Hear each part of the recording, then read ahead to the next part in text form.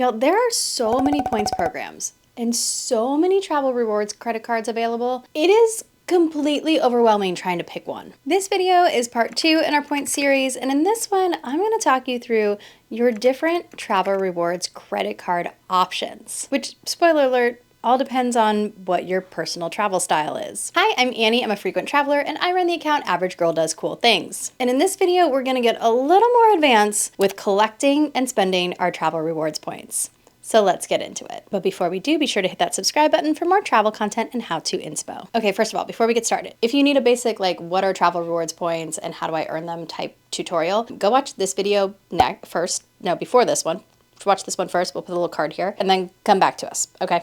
Okay, cool. I wouldn't be responsible if I didn't give you this caveat first. Before we get into travel rewards cards, credit cards, please, if you are not going to pay off your balance on your credit card each month, don't get a points card.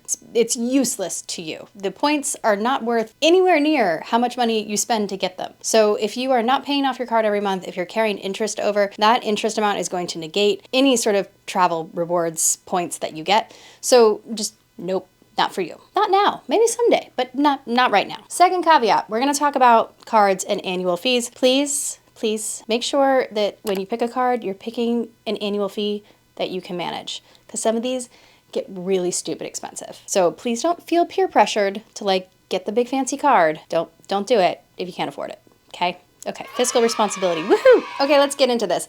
Last video, we talked about general points rewards cards and we talked about co-branded cards. So first off, I wanna get into like a deeper dive on the co-branded cards. Co-branded cards are the fastest way to rack up points or miles on a particular brand if you are a brand loyalist and if you are a frequent traveler. If you're not a frequent traveler, a co-branded card is not for you. Now, a few people that a co-branded card might be great for. Number one, if you fly out of a major airline hub. So for example, if you fly out of Atlanta, Delta is the hub there. If you fly out of Salt Lake City, Delta's the hub there. If you fly out of Houston or Denver, then you're a United hub. If you know that your local airport that you frequently fly out of is a hub for a major airline, it may behoove you to go ahead and get the travel rewards card. Why? Because those travel rewards cards will often have some sort of like bonus or discount for being a card member that's going to get you cheaper flights. And since you're at a hub,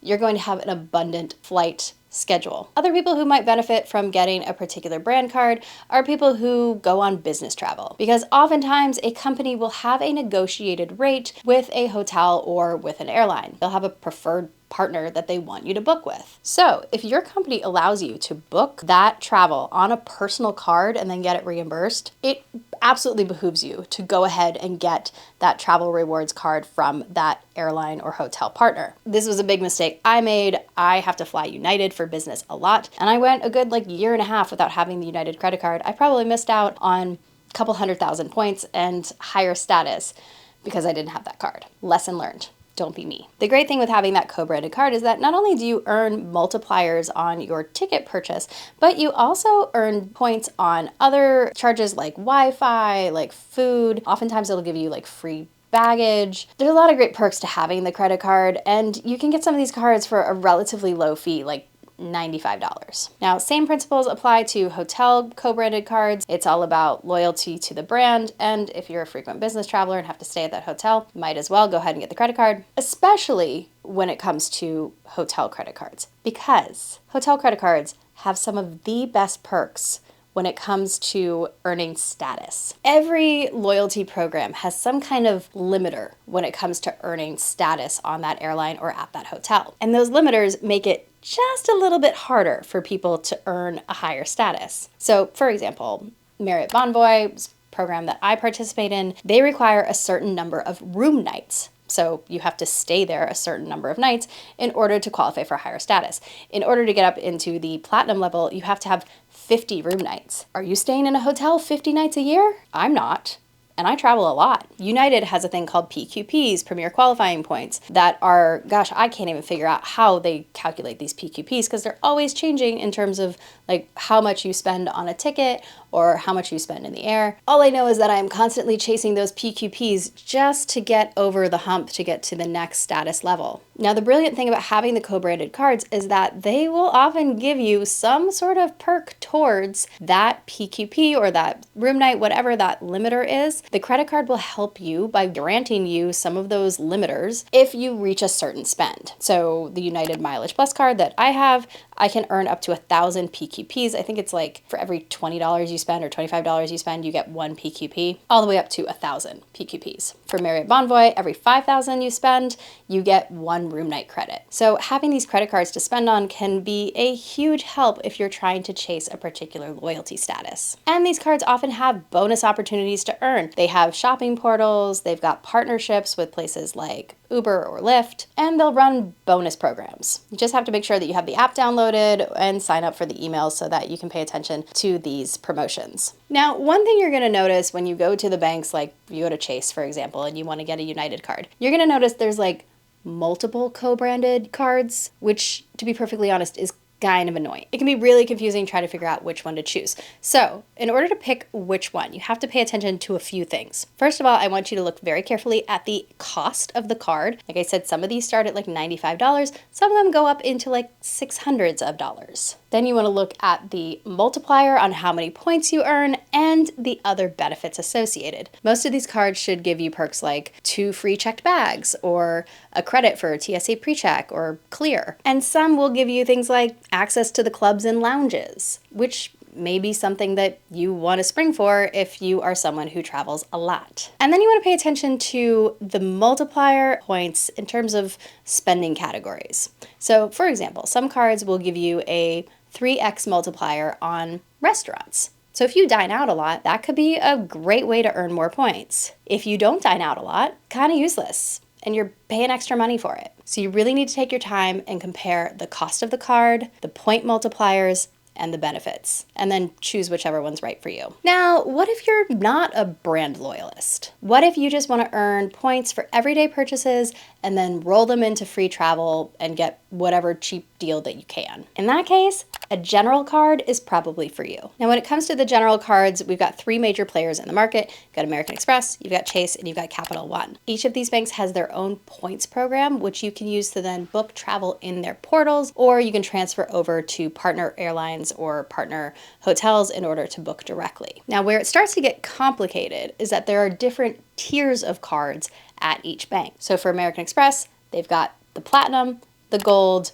and the Green. For Chase, they have the Sapphire Reserve and the Sapphire Preferred. And for Capital One, they've got the Venture X, the Venture, and the Venture One. All of these cards will earn you points to that company's particular program. But the point multipliers and the benefits vary dramatically, as do the costs. So when you are picking a program, it's really important that you consider your lifestyle and your access, particularly if you are hoping to use these points to fly places. Because while there is some overlap with airlines like Air Canada, Air France, these different banks and programs do not have the same airline partners. So American Express, for example, has a partnership with Delta. They do not have a partnership with United. So if you live in Atlanta or Salt Lake City, which are major Delta hubs, then it makes sense for you to have the American Express. If you live in Houston or Denver, probably makes more sense to have one of the Chase cards. For me, being a United loyalist, it was super, super helpful to have the Chase card where all my points can convert over to United Mileage Plus points. As for the cards themselves, they can vary pretty dramatically in terms of multipliers, which are how many points you earn when you spend in a particular category,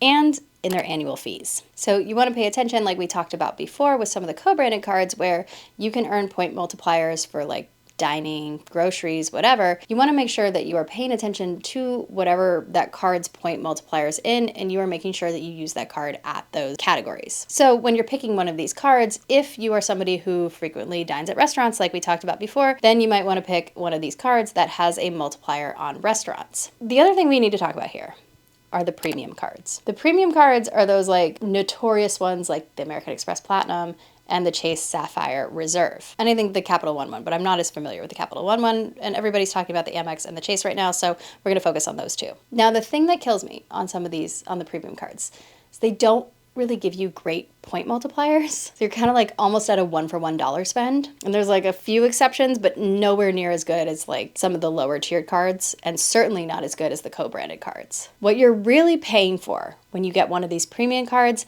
is like a membership club. These are the cards that come with lounge access, with hotel perks, access to special dining reservations and tickets. And then they give you credits. So like for American Express, you get $50 every 6 months at Saks Fifth Avenue, or they just take it off your bill. They give you like $10 a month in Uber credits. They give you Equinox credit. And then Chase gives you credit at Lyft. They give you a free Apple TV subscription. They give you Peloton and Dash Pass and StubHub access. So you get these credits that make it enticing to get the card because it feels like you are getting your membership fee back. You gotta girl math that one, quite honestly. Yes, you are getting a credit card, but really you're like buying membership into a club and you pay for it. Like American Express Platinum is $695 a year.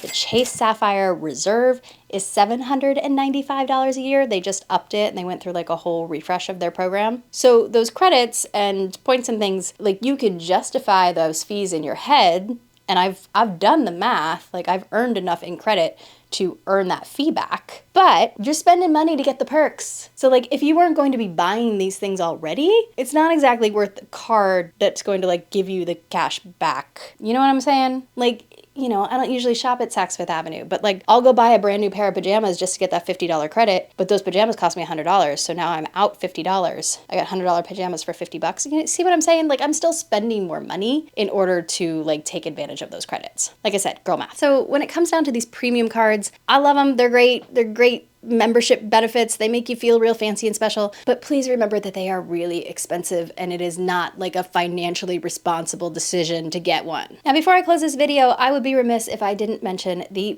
biggest draw to getting a travel rewards card, and that is the sign-up bonus. When you see people talking about travel rewards points hacks, this is typically like the first thing they mention. It's a sign-up bonus because it is a great way to get a huge chunk of points all at once. These bonuses can be really, really hefty. In fact, if you're watching this now, this is like August for this video of 2025. Chase Sapphire just rebranded their card, or just not rebranded, but refreshed their card, and they're offering a 100,000 point bonus, which is huge. So if you are deciding which card that you want to get, the bonus offer can tip the scales in favor of one or the other. Just remember, you have to hit a minimum spend to get that bonus. So if you're gonna get a card, like do it when you're gonna have to spend money anyway. Again, fiscal responsibility. Do not go into debt getting travel rewards points. It makes no sense whatsoever. If you wanna see a breakdown of all the credits and rewards that I get with my American Express Platinum that helps me justify that fee, go watch this video next. Until next time, go create a life you love. Bye.